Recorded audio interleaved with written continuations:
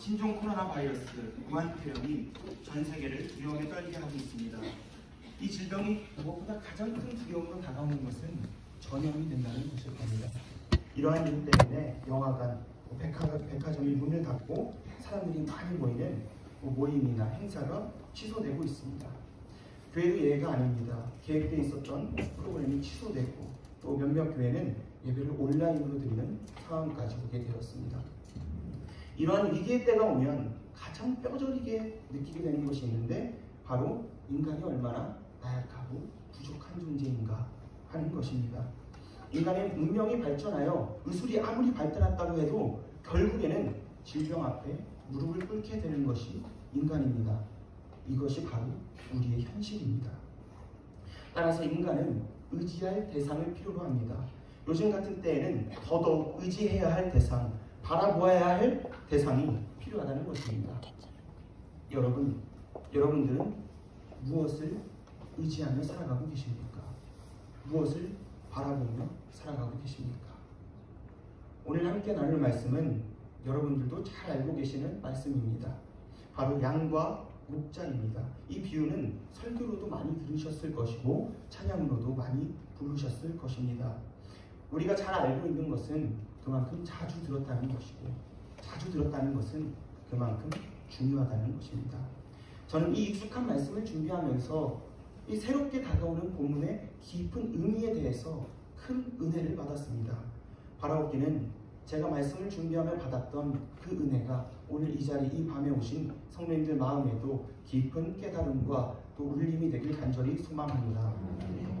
오늘 본문의 말씀 먼저 10장 1절부터 2절까지 말씀 함께 살펴보도록 하겠습니다.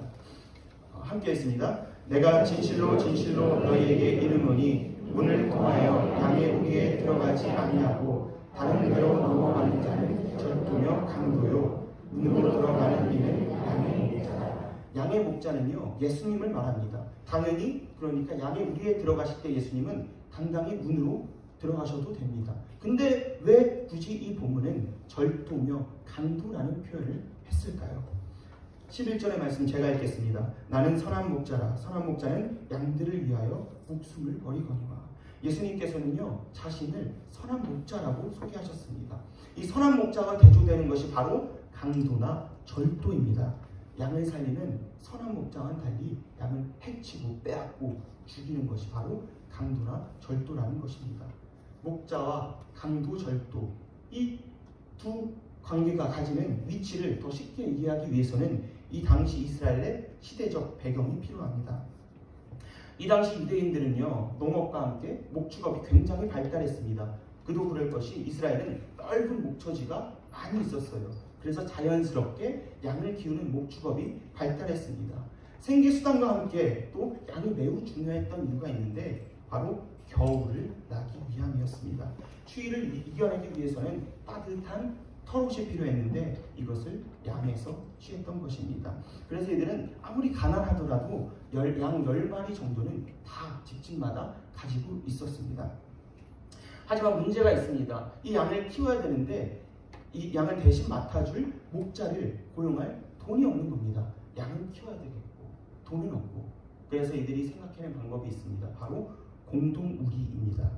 이들은 굉장히 공동체를 중요하게 여겼는데 이 공동우리를 만들고 3, 4, 5 다 돈을 모아서 이 공동우리를 관리할 목자를 고용했습니다. 그래서 이 목자는 두 가지 역할을 했습니다. 우리 안을 깨끗이 청소하고 또 우리 안에 있는 양들을 지키는 것입니다. 성경에서 말하는 양은요 겁이 많고 눈이 나쁘고 막 신경질적이고 고집불통인 것이 바로 양입니다. 약하고 미련한 존재가 바로 양이라는 거예요. 이 양의 목자는 세 가지 위협으로부터 이 양을 지켜야 했습니다. 첫 번째 위험은 양떼를 훔치러 오는 도둑들이었습니다. 이 도둑들은 양떼 펜스에 사다리를 놓고 그 사다리를 넘어서 안에 있는 양들을 죽이거나 훔쳐갔습니다. 두 번째 위협은요 밖에 있는 강도들이었습니다. 밖에 있는 강도들은요 목자는 양을 낮에는 점심을 먹이기 위해서 싱싱한 풀을 먹이기 위해서 다 밖으로 데리고 나갑니다. 그때 동굴이나 계곡에 몰래 숨어 있다가 뒤처진 양을 데려가는 강도들이 있었다는 것입니다. 세 번째는요, 맹수입니다. 19세기까지 될 때까지 양을 공격하는 맹수들이 있었는데 표범, 퓨마, 사자, 그리고 가장 이 시대에 흔했던 맹수가 바로 이리떼입니다. 얘네들은 떼로 몰려다니면서 양을 물어가거나 훔쳐갔습니다. 양을 물어가거나 훔쳐갈 수 있었던 이유는 양은 자기 방어 능력이 없었기 때문이었습니다. 양은 약하고 미련하기에 반드시 그래서 목자의 도움이 필요했습니다. 양들이 받는 위협을 살펴보면서 인간이 참 양의 모습과 비슷하구나 라는 생각을 했습니다. 우리는 세상이 주는 여러 위협 가운데 살고 있습니다. 누가복음 10장 3절의 말씀, 갈지어다 내가 너희를 보내니 어린 양을 이리 가운데로 보낸 것 같도다. 양들이, 우리는 지식도 있고 명예도 있고 돈도 있습니다. 하지만 질병과 재난과 같은 이 여러 위험 속에 이것들은 사실 아무 소용이 없어요. 다 가진 줄 알고 내가 다 할 줄 알 것 같지만 사실은 실상은 아무 방어 능력이 없는 양과 같은 우리의 모습을 본다는 것입니다. 부족하고 미련한 우리는 반드시 목자가 필요합니다. 목자를 만나기 위해서는요, 가장 먼저 해야 할 것이 있는데 나의 약함을 인정하는 것입니다. 양이 양인 것을 잊으면 목자가 눈에 들어올 수가 없습니다. 양과 같은 내 모습을 인정할 때 목자 대신 예수님이 보이는 겁니다. 이 시간 나의 약함을 인정하고 목자 대신 예수님을 바라보고 만나는 귀한 시간이 되시길 간절히 소망합니다. 12절의 말씀 함께 읽도록 하겠습니다. 12절 시작. 삭구는 목자가 아니요 양도 제 양이 아니라 이리가 오는 것을 보면 양을 버리고 달아나나니 이리가 양을 물어가고 또 해칩니다. 말씀을 준비하기 전 저도 그랬고요. 대부분의 사람들이 이 본문의 말씀에 대한 큰 오해를 하고 있습니다. 우리는 이 말씀을 보통 어떻게 이해하나요? 선한 목자와 대조되는 삭군. 선한 목자는 너무 착해요. 너무 착하고 삭군은 나쁜 놈이다. 삭군처럼 되지 말아야지. 저도 이렇게 알고 있었고 이해하고 있었습니다. 하지만 말씀을 묵상하던 중 정말 깜짝 놀랐습니다. 이 당시 이스라엘 사람들의 생활상을 상세하게 담은 미슈나라는 책이 있는데요. 이 책에 유대인 삶을 이해하는데 또 성경을 이해하는데 좋은 참고서가 되는 책입니다. 이 책에 삭군에 대한 설명이 나와 있는데요. 뭐라고 나와 있냐면 삭군은 그냥 말 그대로 돈을 받고 고용된 사람이라는 것입니다. 삭을 받기 위해 일하는 사람일 뿐이에요. 이스라엘 마을 문화적인 관례가 있었는데 고용된 삭군은 이리 때가 오면은 무조건 먼저 도망가는 것이 아닙니다. 한 마리 정도는 방어를 해요. 방어를 하다가 두 마리, 세 마리가 되면요. 나 혼자 힘으로 감당할 수 없으니까 그냥 양을 버리고 도망가는 겁니다. 이게 당연한 거예요. 이것 때문에 그 삭군이 그 마을 사람들에게 어떠한 손해나 피해 보상을 할 책임이 전혀 없다는 것입니다. 왜 그럴까요? 바로 양의 목숨보다 사람의 목숨이 훨씬 더 소중하고 중요하기 때문입니다. 삭군은 우리의 과도한 편견 때문에 시대의 악역이 되어버렸습니다. 그는 계약된 사람이기 때문에 그냥 계약서에 적혀있는 대로 그냥 자기 일만 묵묵히 한 거예요. 이게 정상입니다. 이 본문은 삭군은 책임감 없는 사람, 못된 사람 여기에 초점이 있지 않습니다. 이것은 그냥 그 당시의 평범한 문화였습니다. 11절 말씀 함께 읽도록 하겠습니다. 시작. 나는 선한 목자라. 선한 목자는 양들을 위하여 목숨을 버리거니와. 선한 목자는 양들을 위하여 목숨을 버리거니와. 양떼들을 위하여 목자가 자기 목숨을 버린다? 이는 그 당시 사람들이 도저히 이해할 수 없는 사건이었습니다. 이 말씀의 초점은요, 삭군 나쁜 놈이 아니라 양을 위해 목숨을 버린 목자에게 있는 거예요. 우리가 도저히 이해할 수 없는 과분한 사랑을 말하고 있는 것입니다. 이사야 53장 6절의 말씀, 우리는 다 양 같아서 그를 대하여 각기 제 길로 갔거늘 여호와께서는 우리의 모든 죄악을 그에게 담당시키셨다.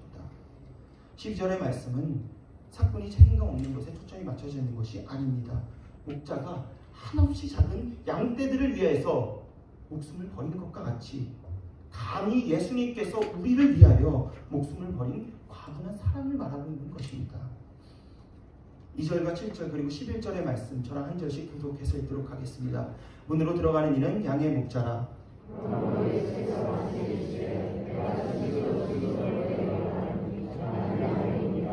나는 선한 목자라 선한 목자는 양들을 위하여 목숨을 버리거니와. 아멘. 2절은 뭐라고 나와 있나요? 양의 문이라 되어 있고, 예수님께서 양의 문이라 되어 있고, 7절은 양의 목자라고 나와 있습니다. 또 11절에는 선한 목자라고 말씀하십니다. 말씀을 묵상하던 중에 저는 여기서 궁금증이 생겼습니다. 아니, 어떻게 양의 목자가 양의 문이 될 수 있을까? 그림 하나를 보도록 하겠습니다. 이 그림에 해결책이 담겨 있습니다. 여기 문 쪽에 보시면 유대인들의 마을에 설치된 공동우리를 가장 사실적으로 표현한 그림인데, 이 문 쪽에 보시면 목자가 지팡이를 잡고 문 앞을 지키고 있습니다. 가로막고 있어요. 목자는 아마 밤새도록 이렇게 양을 지켰을 겁니다. 나는 양의 목자라. 나는 양의 문이라. 양의 목자가 양의 문이 될 수 있는 이유입니다. 예수님께서는 우리의 목숨을 지켜주시기 위한 목자로 또 문으로 오신 것입니다. 구약의 말씀 하나를 살펴보도록 할 텐데, 이 예고가 이미 구약에 나와 있습니다. 출애굽기 12장 7절과 23절의 말씀 저랑 한 절씩 교독하여 읽도록 하겠습니다. 그 피를 양을 먹을 집 좌우 문설주와 인방에 바르고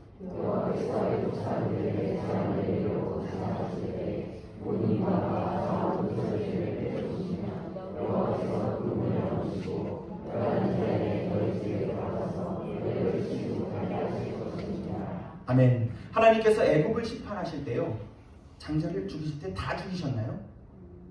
아닙니다. 그 집 문에 어린 양의 피가 묻어있는 그 문은 지나가셨습니다. 이건 뭘 말하는 거예요? 심판이 넘어간 거예요. 심판이 지나간 거예요. 문에 발려진 어린 양의 피는요, 이 피는 문을 지키다가 십자가에 피 흘려 죽으신 예수님의 피를 의미하고 있는 것입니다. 유월절 어린 양의 피로 십자가 죽음을 예고하는 것입니다. 예수님은 하나님의 아들이십니다. 믿으십니까? 믿으십니까? 그분이 스스로 우리와 같은 모습인 양이 되셔서 십자가에서 죽임을 당하셨습니다. 예수님께서는 선한 목자이자 양의 문으로 양과 같은 우리를 위하여서 목숨을 버리기까지 우리를 지키신 것입니다. 여러분, 우리는 예수님께 감히 감당할 수 없는 과분한 사랑을 받은 양임을 믿으시길 바랍니다. 또 예수님께서 우리를 지키시고 보호하시는 목자이자 문이심을 믿고 따르시는 저와 여러분이 되길 간절히 소망합니다. 3절부터 5절까지의 말씀 한 절씩 교독하여 읽도록 하겠습니다. 문지기는 그를 위하여 문을 열고 양은 그의 음성을 듣나니 그가 자기 양의 이름을 각각 불러 인도하여 내느니라.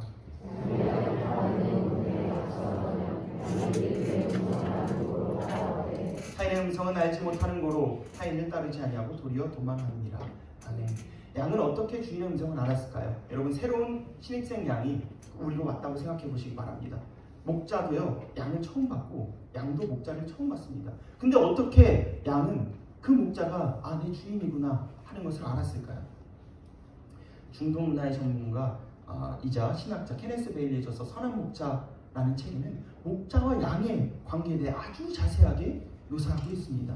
그는 현지인들을 인터뷰하던 중에 오래전부터 그 조상들에게 물려받은 독특한 문화를 알게 되었습니다. 어떻게 하냐면요, 목자는요, 새로운 양이 오면 새로운 양을 자기 양으로 만들기 위해서 무려 14시간을 굶긴다고 합니다.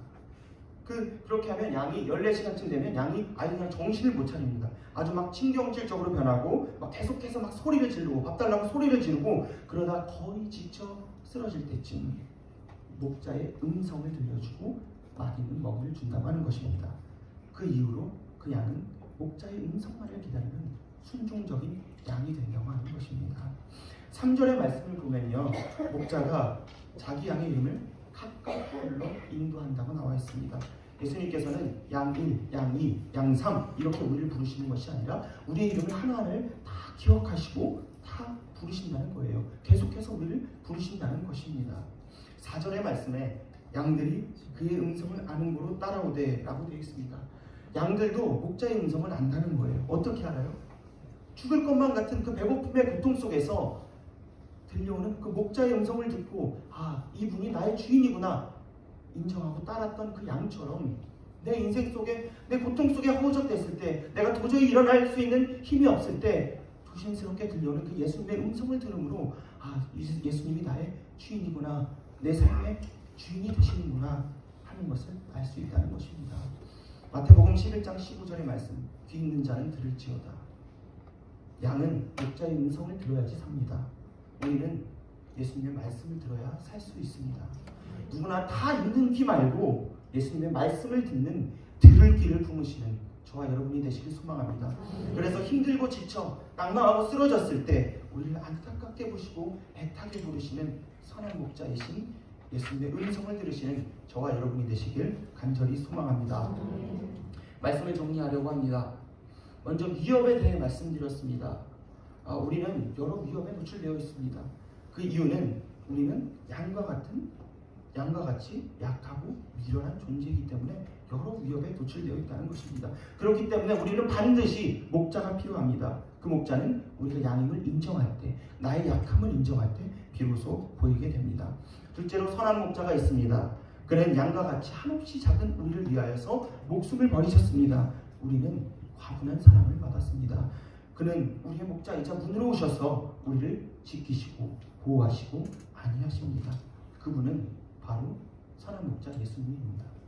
셋째로 우리가 선한 목자를 만나기 위해서는요, 들어야 합니다. 양이 고통 속에서 혼자 힘으로 아무것도 할 수 없을 때 그때 들려오는 선한 목자로 나의 주인 것을 인정했던 것처럼 우리의 인생의 고통과 절망의 때에 예수님의 말씀을 들어야지 살 수 있는 것입니다. 그렇다면 예수님께서 오늘 본문을 통해 저와 여러분에게 말씀하시고자 했던 말씀의 목적은 무엇일까요? 16절의 말씀 함께 읽도록 하겠습니다. 시작! 이 우리의 들지 아니한 다른 양들이 내게 있어 내가 인도하여야 했더니 그들도 내 음성을 듣고 한 무리가 되어 한 목자에게 있으리라. 아멘. 이 말씀 속에는요, 이 짧은 말씀 속에는 예수님께서 십자가에 달려 죽으시고 선한 목자가 되신 그 이유를 우리에게 분명하게 말씀하고 계십니다. 제가 이 말씀 천천히 다시 한 번 더 읽어드리겠습니다. 또 이 우리의 들지 아니한 다른 양들이 내게 있어 내가 인도하여야 할 터이니 그들도 내 음성을 듣고 한 무리가 되어 한 목자에게 있으리라. 이 우리의 들지 않은 양은요, 예수님을 믿지 않는 이들입니다. 구원의 복음을 듣지 못한 이들이고요, 순종하지 못한 이들이에요. 구원의 울타리 안에 들어오지 못한 이들을 말하고 있는 것입니다. 예수님께서는 이들을 불쌍히 여기시고 구원하시려고 선한 목자가 되셨다고 말씀하십니다. 반려묘를 잃어버려 전단지를 돌리며 애타게 나의 애완동물의 이름을 부르며 찾고 있는 그 주인의 심정으로 예수님께서는 잃어버린 자들을 찾고 계신 겁니다. 요한복음 21장에 예수님께서는 자신을 3번이나 부인한 베드로를 만나러 직접 갈릴리까지 찾아가십니다. 예수님은 자기를 배신한 베드로에게 어떠한 책망도 하지 않으셨어요. 다만 이 질문을 베드로에게 하셨습니다. 베드로야, 네가 나를 사랑하느냐? 이 같은 질문을 3번 부인한 베드로에게 3번 질문하십니다. 그러시고는 베드로에게 아주 중요한 사명을 말씀하십니다. 베드로야, 네가 나를 사랑하느냐? 내 어린 양을 먹이라. 베드로야, 네가 나를 사랑하느냐? 내 양을 치라. 베드로야, 네가 나를 사랑하느냐? 내 양을 먹이라. 사랑하는 제자를 직접 찾아가셔서 잃어버린 사도권을 회복시켜 주시고 일으켜 세우셔서 예수님의 말씀을 전하게 하셨습니다. 그리고 귀한 사명, 복음을 전하게 하셨습니다. 이것이 바로 오늘날 우리가 예수님의 양으로 살아가야 하면서 따라가야 할 기독교적인 사명인 것입니다. 사랑하는 배강의 성도 여러분, 우리는 여러 가지 유혹 가운데 살고 있습니다. 양 같은 우리에게 너도 나도 다 자신을 따르라고, 내가 목자라고 세상은 말하고 있어요. 하지만 나를 위해 목숨을 버리기까지 사랑하시고 지키실 분은 오직 예수 그리스도이신 밖에 없음을 믿으시길 바랍니다. 선한 목자는 약하고 미련한 양을 사용하십니다. 베드로는요, 5,000명을 막 구원하고 막 불러오는 것마다 다 복음시킨 것 같이 강하고 담대해 보일 수도 있어요. 하지만 사실은 그렇지 못했습니다. 예수님을 3번이나 부인했고요, 예수님을 저주하기까지 했습니다. 예수님께서는 이 사실을 다 아시고도 약한 베드로를 택하셨습니다. 낭망하고 쓰러져 있는 베드로를 예수님은 일으켜 세우시고 물으신 겁니다. 베드로야, 네가 나를 사랑하느냐? 그래, 그거면 됐다. 그거면 됐어. 그리고 내 양을 먹이라고 말씀하십니다. 베드로가 앞으로 이끌고 나가야 할 사람들은요, 양과 같은 사람들이에요. 양과 같은 사람들이 어떤 사람이냐면 미련하고 약하고 고집불통이고 무능한 사람들입니다. 그들을 이끌고 가기 위해서는요, 예수님께서는 베드로가 내가 양과 같은 사람이었구나 하는 것을 느끼게 하셨던 겁니다. 예수님만 바라보고 예수님만 의지하고 예수님만 사랑하는 것이 필요했고 그걸로 충분했던 것입니다. 오늘 이 시간 우리에게 주신 말씀도 이와 같습니다. 예수님은 약하고 미련한 나를 사용하신다는 것을 믿으시길 바랍니다. 나를 따뜻한 목자의 목소리로 계속해서 나를 부르고 계신다는 사실을 믿으시기 바랍니다. 신명기 7장 7절의 말씀, 여호와께서 너희를 기뻐하시고 너희를 택하심은 너희가 다른 민족보다 수요가 많기 때문이 아니니라. 너희는 오히려 모든 민족 중에 가장 적으니라. 하나님께서 수많은 민족 중에 이스라엘 민족을 택하신 이유, 가장 약하고 미련했기 때문입니다. 약할 때 강함이 될 수 있는 이유는 우리가 전적으로 예수님을 바라보고 의지하기 때문임을 믿으시길 바랍니다. 사랑하는 대강의 성도 여러분, 제가 설교를 시작할 때 여러분들께 드렸던 질문을 다시 한 번 더 드리겠습니다. 여러분은 무엇을 바라보며 살아가고 계십니까? 여러분은 무엇을 의지하며 살아가고 계십니까? 이 무서운 질병의 위협으로부터 불안에 떨고 있을 어린 양과 같은 나를 위해 예수님께서는 오늘 밤에도 나에게 말씀하십니다. 네가 나를 사랑하느냐? 오늘 이 밤 선한 목자이신 예수님을 만나는 귀한 시간이 되시길 간절히 소망합니다. 우리 다 같이 찬양으로 고백하길 원합니다.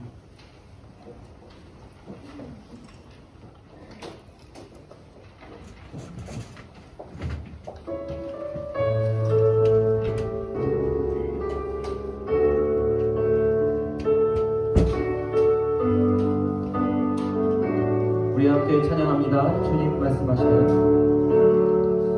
주님 말씀하시면 내가 나아가리라. 주님 뜻이 아니면 내가 멈춰서리라. 나의 가고 서는 것 주님 뜻에 있으니 모주니 나를 고백합니다. 주님 말씀하시면 주님 말씀하시면 내가 나아가리라. 주님 뜻이 아니면 내가 멈춰서리라. 나의 가고 서는 것 주님 뜻에 있으니 오 주님 나를 이끌소서.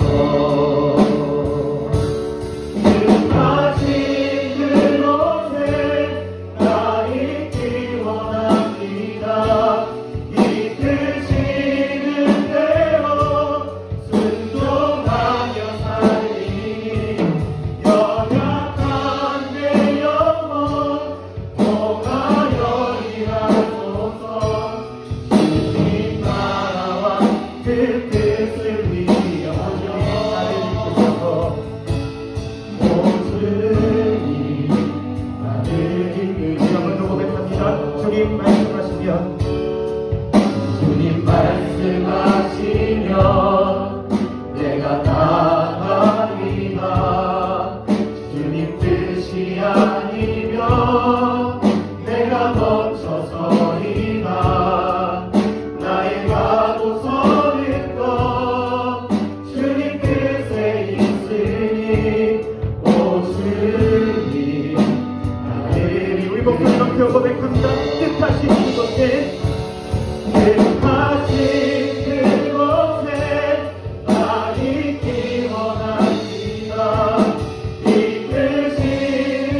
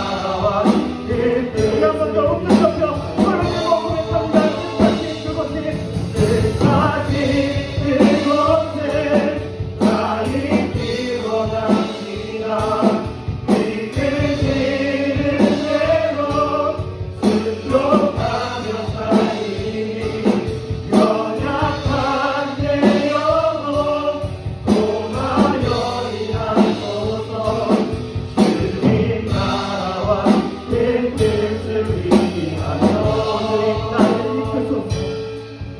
주님 나를 이끌소서. 주님 나를 이끌소서. 주님 나를 이끌소서. 이 시간 우리 다 같이 기도하기를 원합니다. 우리는 위험 가운데 있습니다. 주님, 목자 아니면 살 수 없고요. 그것도 선한 목자인 주님 아니면, 예수님 아니면 살아갈 수 없습니다. 강한 베드로를 그렇게 살리셨던 그 예수님처럼 우리도 이 시간 선한 목자이신 예수님을 만나길 원합니다. 기도의 자리에 오신 여러분들은 선한 목자이신 예수님을 바라야 할 줄 믿습니다. 오늘 이 시간 기도의 자리에 나를 찾아오시는, 나의 음성으로 들려주시는 예수님을 만나는 귀한 시간이 되시길 소망합니다. 우리 주여 한번 크게 외치고 다 같이 기도하시겠습니다. 주여.